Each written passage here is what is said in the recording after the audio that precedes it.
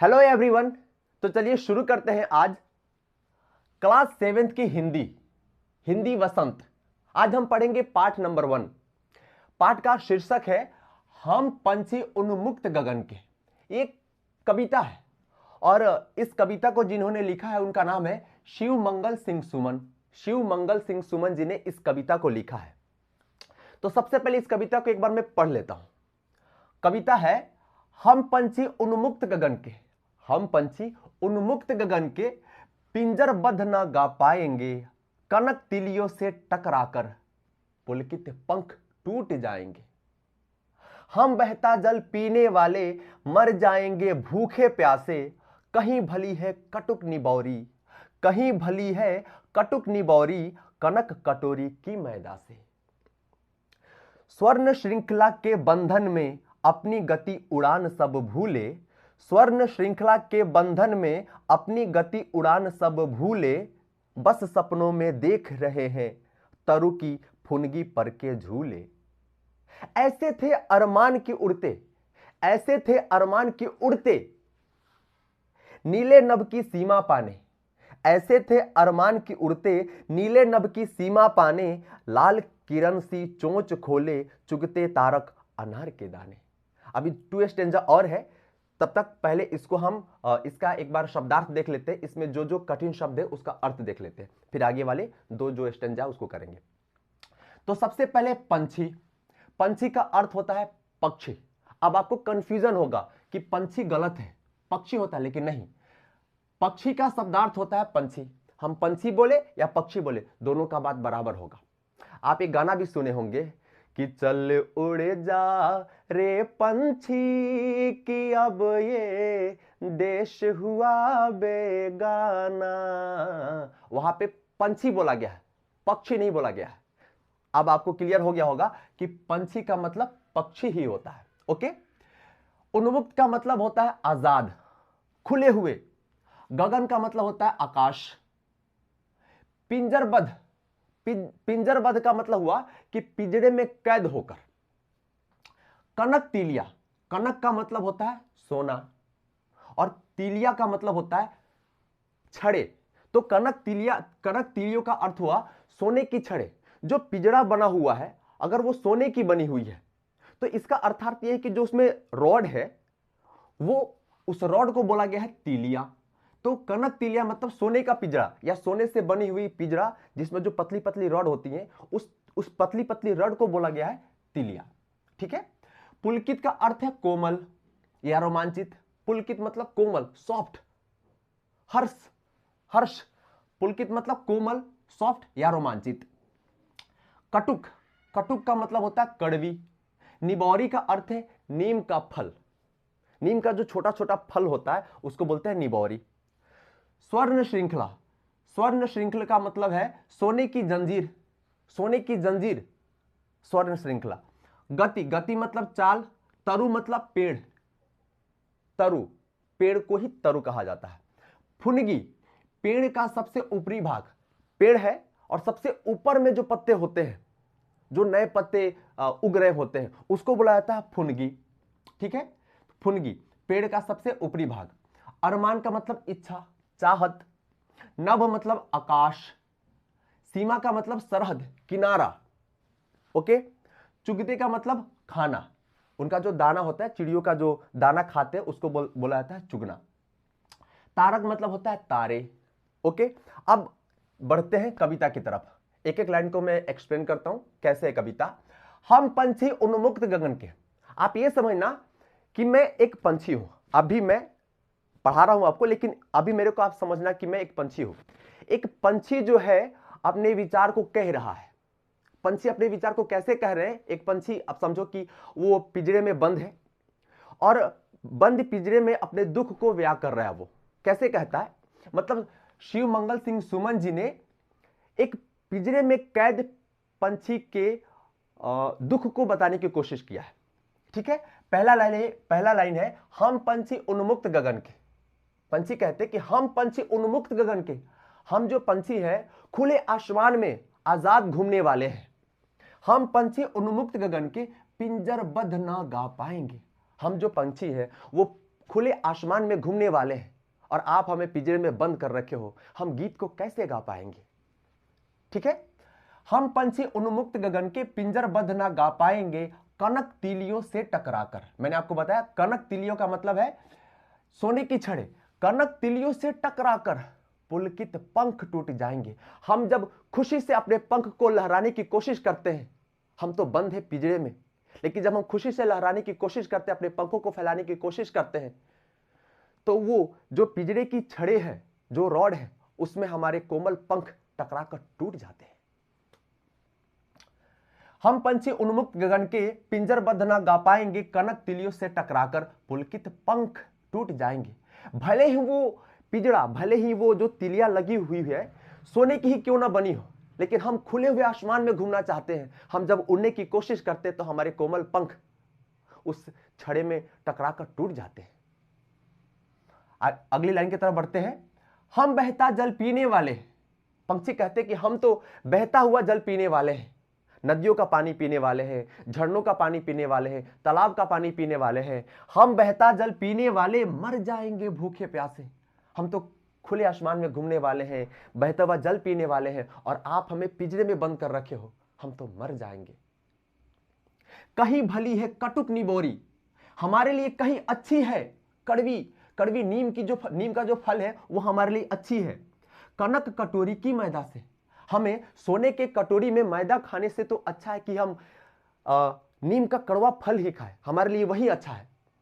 Okay, हम बहता जल पीने वाले मर जाएंगे भूखे प्यासे, कहीं भली है कटुक निबोरी कनक कटोरी की मैदा से। हम बहता जल पीने वाले हैं, हम मर जाएंगे उसके बिना। हमें सोने की कटोरी में भोजन नहीं चाहिए, हमें आप खुला छोड़ दो, हमें तो वही चाहिए। अगर नीम की कड़वी फल भी मिले तो हम वो खाकर अपना जीवन जी सकते हैं, लेकिन हमें उड़ना है, हम उड़ना चाहते हैं। अगली लाइन है कि स्वर्ण श्रृंखला के बंधन में।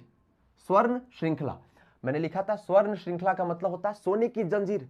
अब पिंजरे में बंद कर दिए, उनको जंजीर से बांध दिए हैं, तो पंछी बोलते कि स्वर्ण श्रृंखला के बंधन में, हम इस बंधन में रहना नहीं चाहते। हमारे लिए तो ये एक जेल ही तो है। स्वर्ण श्रृंखला के बंधन में अपनी गति उड़ान सब भूले। हम सोने की जंजीर में बंधे हुए हैं, हम अपनी गति, हम अपनी उड़ान सब भूल चुके हैं। हमें पता ही नहीं कि अब उड़ा कैसे जाता है। बस सपनों में देख रहे हैं, अब हमारे लिए तो ये सपना ही हो गया है। बस सपनों में देख रहे हैं तरु की फुनगी पर के झूले।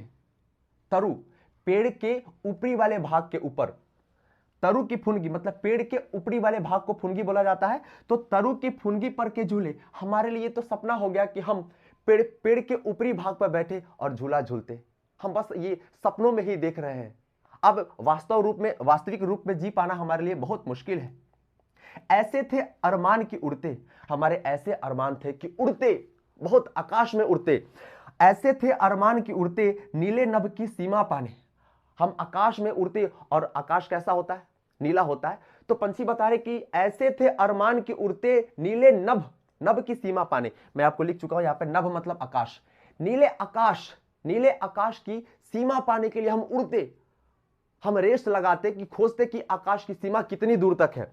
हम ऐसे थे अरमान की उड़ते नीले नभ की सीमा पाने, लाल किरण सी चोंच खोले। हमारी जो लाल चोंच है, किरण जैसी हमारी लाल चोंच है, लाल किरण सी चोंच खोले चुगते तारक अनार के दाने।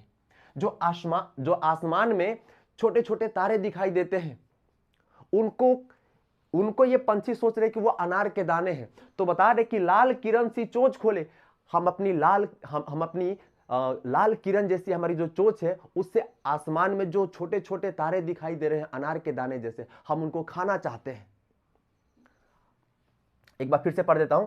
ऐसे थे अरमान की उड़ते नीले नभ की सीमा पाने, लाल किरण सी चोंच खोले चुगते तारक अनार की दाने। हमारे ऐसे अरमान थे कि हम आकाश में उड़ते और आकाश की ऊंचाई को हम मापते, और ऐसा करते कि जो आकाश में जो छोटे छोटे अनार की दाने जैसे तारे दिखाई दे रहे हैं, हम उनको अपने लाल किरण जैसी चोंच से उसको खाने की कोशिश करते हैं। आगे बढ़ते हैं अगली पंक्ति की तरफ। अगली पंक्ति है, होती सीमाहीन क्षितिज से इन पंखों की होड़ा होड़ी। होती सीमाहीन क्षितिज से इन पंखों की होड़ा होड़ी, या तो क्षितिज मिलन बन जाता, या तो क्षितिज मिलन बन जाता, या तंती सांसों की डोरी। नीड न दो चाहे टहनी की, आश्रय छीन भिन कर डालो। नीड न दो चाहे टहनी की, आश्रय छीन भिन कर डालो, लेकिन पंख दिए हैं तो आकुल उड़ान में विघ्न न डालो। चलिए समझने से पहले इसके शब्दार्थ को देख लेते हैं। शब्दार्थ है सीमाहीन। सीमाहीन का मतलब होता है जिसकी कोई सीमा नहीं हो, सीमा का पता ही नहीं चले, कहां जाकर वो खत्म हो रहा है वो पता ही नहीं चले। सीमाहीन मतलब जिसकी सीमा ही नहीं है। क्षितिज का मतलब जहां धरती और आकाश मिलते हुए दिखाई देते हैं। अब यहां पे एक मैं तस्वीर बनाया हूं, आप समझने की कोशिश कीजिए। इसको मानिए आप आकाश, और ये हमारी धरती है। अब चिड़िया यहां से जब देख रही है तो उससे लग रहा होगा क्या कि धरती और आकाश एक जगह पे जहां मिल रहे हैं उसी को क्षितिज बोला जा रहा है। तो जहां धरती और आकाश एक जगह पे मिलते हुए दिखाई देते हैं उसको क्या बोलते हैं? क्षितिज। ओके, हमें भी हम यहां से देखने की कोशिश करते हैं तो दिखता है कि 2 किलोमीटर 4 किलोमीटर के बाद धरती और आकाश मिलता हुआ दिखाई देते हैं। तो क्षितिज का मतलब हुआ कि जहां धरती और आकाश मिलते हुए दिखाई देते हैं। होड़ा होड़ी का मतलब एक दूसरे से आगे बढ़ने की चाह, एक दूसरे से आगे बढ़ने की चाह, प्रतिस्पर्धा, कंपटीशन। नीड, नीड का मतलब होता है घोंसला। आश्रय का मतलब होता है सहारा। छिन्न भिन्न का मतलब होता है नष्ट, नष्ट कर देना, खत्म कर देना।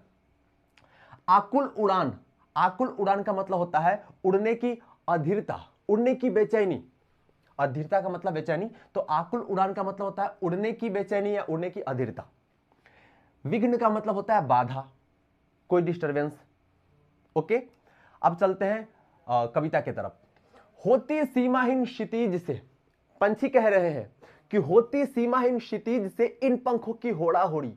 हमारे जो पंख है इन पंखों से हम एक रेस लगाते और देखते कि हम जीत पाते हैं या फिर जो सीमा है वो खत्म होता है या नहीं होता है। मतलब जहां क्षितिज हमें दिखाई दे रहा है वो खत्म होता है या नहीं होता है, या फिर हम उससे जीत जाते हैं।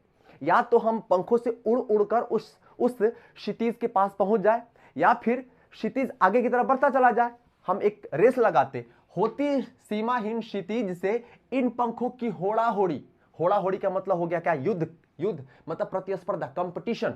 तो हम में, हमारे पंखों में और इस क्षितिज में एक युद्ध होता, एक रेस होता कि हम पंखों के सहारे उड़कर उस क्षितिज के पास पहुंचते हैं या नहीं पहुंचते हैं। कौन जीतता है? क्षितिज आगे की तरफ बढ़ता चला जाता या फिर हम क्षितिज के पास पहुंच जाते।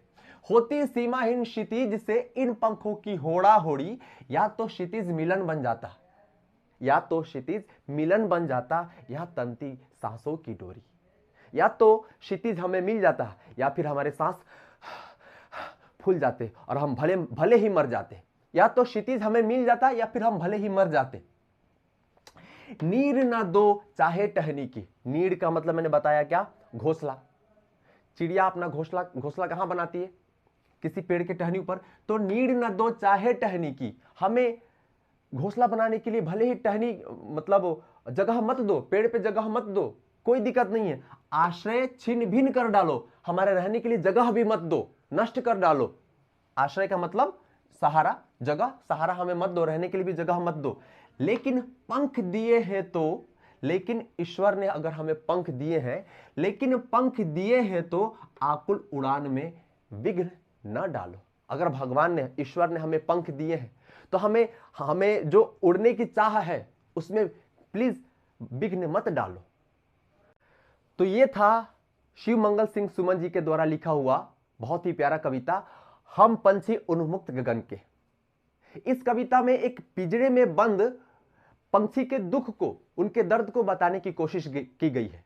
मैं आशा करता हूं कि आपको यह पूरा कविता समझ में आ गया होगा।